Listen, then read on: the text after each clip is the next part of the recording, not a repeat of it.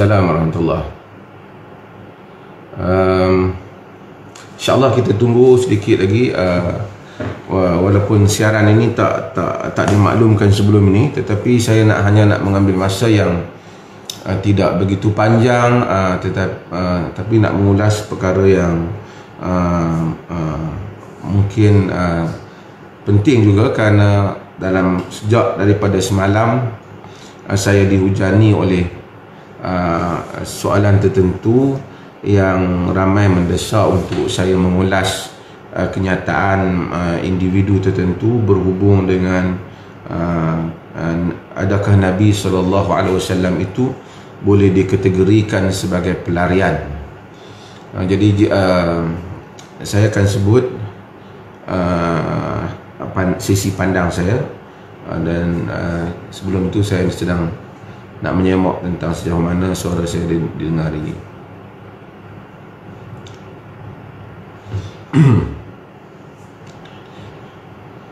Okey, terima kasih kepada maklum balas yang diberikan oleh para penonton di serata tempat, termasuk di Indonesia, di merata tempat. Okey. Bismillahirrahmanirrahim. Alhamdulillah wassalatu wassalamu ala Rasulillah wa ba'd. Sidang penonton dan rakyat Malaysia sekalian, oleh kerana semalam ada ahli parlimen tertentu di dalam parlimen telah membuat satu kenyataan bahawasanya Nabi SAW itu juga seorang pelarian. Kenyataan itu telah mengundang berbagai ulasan oleh berbagai pihak. Sebelum saya nak pergi kepada mengulas, saya telah mendengar potongan ucapan itu. Secara umumnya, sebelum saya nak mengulas apa yang beliau sebut, saya tidaklah nampak bahawasanya hasrat asal beliau itu untuk menghina Nabi SAW. Cuma yang saya nampak ialah pemilihan perkataan yang ditujukan kepada Nabi itu perkataan yang tidak sesuai dengan realiti yang berlaku di dalam sejarah ataupun di dalam sirah. Kita kena tahu bagi setiap perkataan itu mempunyai konotasinya, ataupun kadang-kala mempunyai konotasi yang tertentu. Umpamanya apabila kita sebut pelarian, pada gambaran umumnya ialah sebut perkataan pelarian, kita akan rasa bahawasanya orang ini lari daripada negerinya pergi ke negeri lain mencari perlindungan, statusnya tidak menentu, negeri yang mana dia lari kepadanya juga dalam keadaan berat hati untuk menerima ataupun kadang-kadang menolak mereka, tak membenarkan mereka. Mereka tidak mendapat status kerakyatan dan penghormatan, dan itulah gambaran apabila kita sebut seorang itu merupakan pelarian.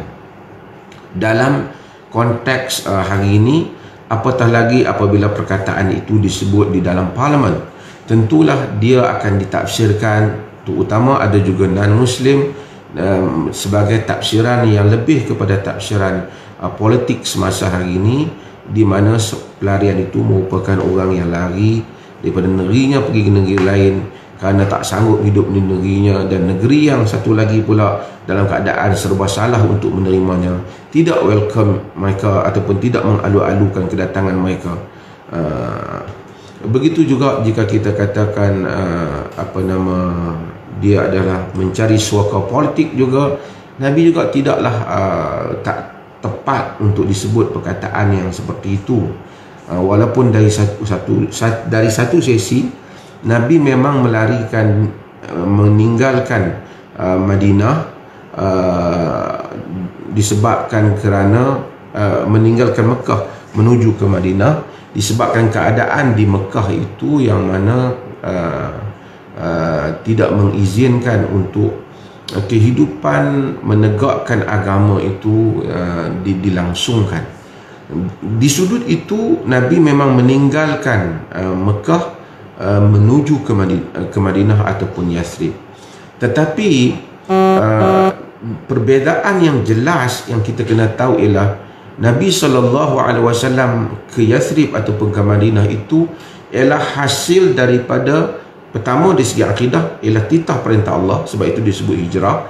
Yang kedua ialah juga orang-orang Madinah itu sendiri, Yathrib itu sendiri datang menjemput Nabi SAW untuk pergi ke sana.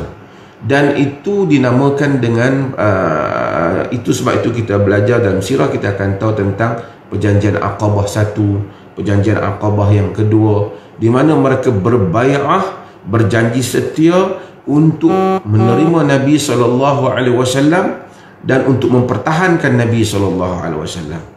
Dan apabila Nabi SAW berhijrah, kedatangan Nabi itu disambut oleh mereka. Mereka bukan saja menyambut Nabi SAW, bahkan mereka menabalkan Nabi SAW itu sebagai pemimpin Madinah. Ini bukan pergi nak mencari status perlindungan untuk cari ruang kehidupan seperti mana yang berlaku kepada pelarian-pelarian. Tapi Nabi dalam konteks hijrah itu pergi sampai ke sana dan diberikan kerajaan ke tangannya.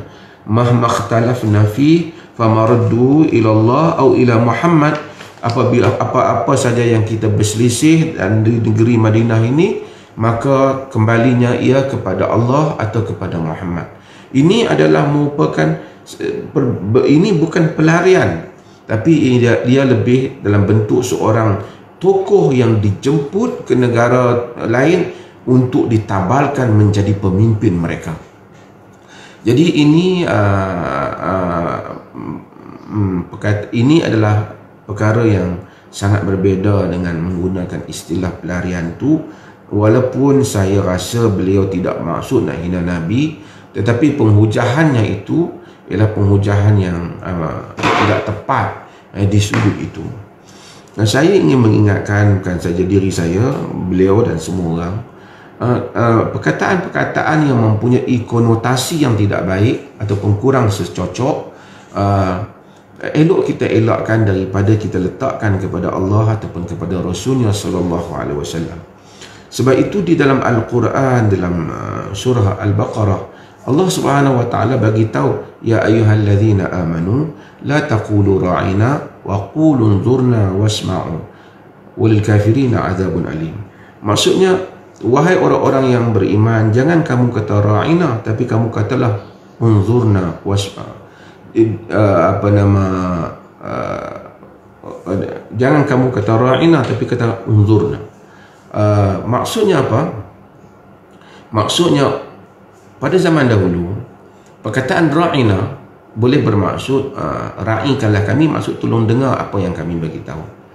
Tetapi dalam masa yang sama, orang-orang Yahudi, mereka menggunakan perkataan ra'ina, ru'unah, dengan maksud al-jahlu wal hamq, iaitu bodoh dan bangang lah, dalam bahasa kasar. Jadi bila sahabat sebut ra'ina pada Rasulullah, jadi Yahudi suka macam seolah-olah sahabat ni kata benda tak elok pada Nabi, padahal sahabat tak masuk kan.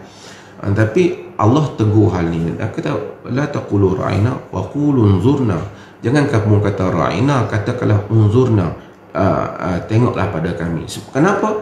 Kerana memilih perkataan yang lain, walaupun perkataan awal tu dia sahabat faham macam lain, mereka faham macam lain, tapi perkataan awal itu memberikan kesempatan kepada orang lain memahami perkataan itu pada pemahaman yang salah, dan mereka suka untuk benda itu dikaitkan dengan Nabi SAW.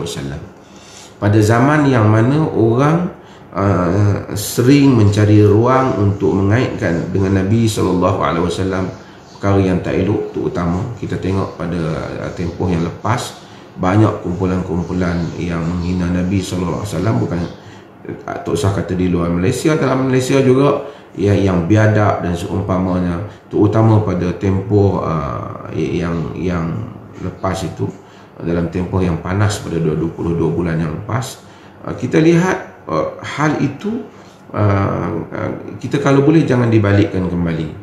Kerana memberi ruang kepada orang untuk memberikan pahaman yang salah kepada Nabi kita Muhammad SAW. Saya tahu bahawasanya individu berkenaan itu mungkin tak ada lah maksud dia nak menjatuhkan Nabi SAW, tetapi mungkin elok berhati-hati memilih perkataan yang lebih sesuai dengan Nabi SAW. Nabi ni macam saya kata, dia pergi ke Madinah walaupun pada satu sisi ialah melarikan diri daripada kezaliman orang-orang Mekah, tetapi dia tidak pergi seperti mana pelarian biasa. Dia pergi dengan penuh penghormatan, dia dijemput, dia sampai, dia disambut, dia ditabalkan menjadi pemimpin mereka, menjadi rojokan, bahkan dia adalah pemutus kepada kehidupan dan pentadbiran negara Madinah. Ini sangat berbeza dengan konotasi perkataan pelarian yang kita gunakan hari ini, di mana seorang yang lari ke negeri lain yang tidak menentu statusnya, menjadi bebanan pada negeri yang baru yang dia lari itu, dan menjadi keadaan kesukaran kepada rakyat antara menerima dan menolak. So janganlah kita letakkan status itu kepada Nabi SAW. Lebih elok insya-Allah. Kita hati-hati dalam hal ini insya-Allah.